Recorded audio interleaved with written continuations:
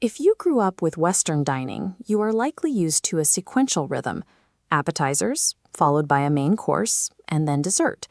A Korean dinner skips the waiting. The entire meal arrives at once, a sudden rush of small, shared bowls filling every inch of the table.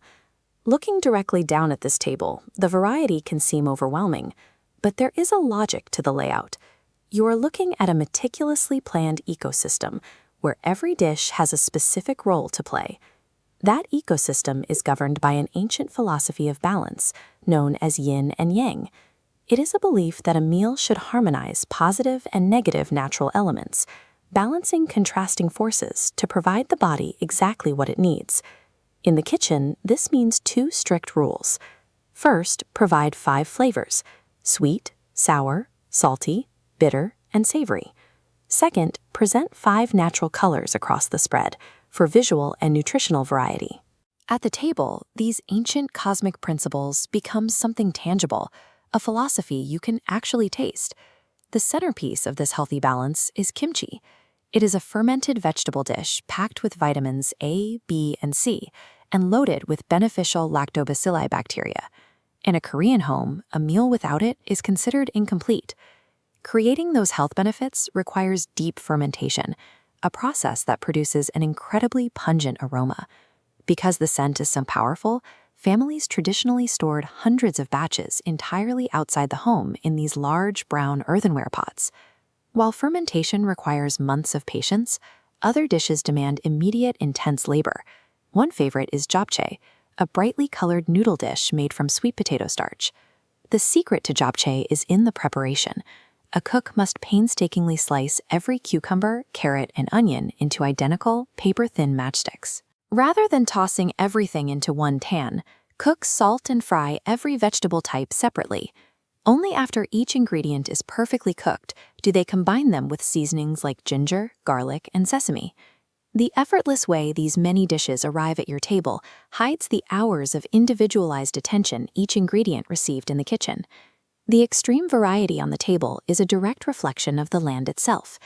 The Korean peninsula is remarkably rugged, with mountains covering roughly 70% of the landscape. These peaks acted as natural barriers for centuries, isolating different regions. Because people were limited to the ingredients in their immediate surroundings, 10 distinct regional cuisines developed, each with its own character. In the capital, Seoul, the history of the royal court led to a sophisticated style of cooking. Here, the focus is on mild flavors, elegant presentation, and a level of subtlety fitting for a palace. In the southern Jeollado region, the ingredients change. Surrounded by rich farmland and the sea, the food here is noticeably saltier, spicier, and more pungent than what you find in the north. To manage these intense flavors, the table includes traditional drinks designed to cleanse the palate. Roasted barley tea is often the first thing served. For those wanting alcohol, soju is the most popular choice, a clear spirit with a sharp, clean finish. But it has a much older counterpart that offers a different experience. This is makgeolli, traditionally known as a peasant's drink. It is milky and slightly carbonated, with a sweet and sour profile that provides a cooling contrast to bold, spicy dishes. By combining these localized ingredients and specific pairings, the table offers a taste of the peninsula's varied terrain in a single sitting.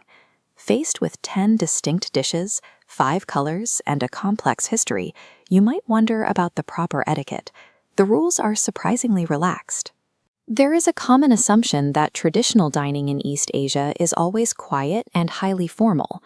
However, a Korean meal prioritizes a different kind of energy. This is a communal experience. Rather than taking a single portion for yourself, everyone's chopsticks reach into the shared bowls at the same time, creating a lively, intersecting flow of movement across the table. The pace is fast.